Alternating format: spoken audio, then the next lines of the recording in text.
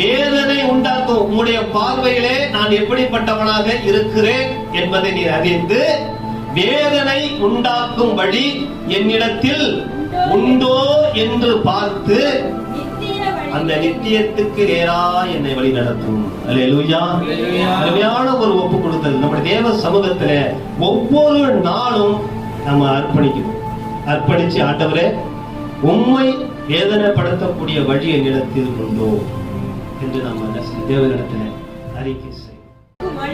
வேதனை உண்டாக்கும் உம்முடைய பார்வையிலே நான் எப்படிப்பட்டவனாக இருக்கிறேன் என்பதை நீர் அறிந்து வேதனை உண்டாக்கும் வழி என்னிடத்தில் உண்டோ என்று பார்த்து அந்த நித்தியத்துக்கு நேரா என்னை வழி நடத்தும். அல்லேலூயா.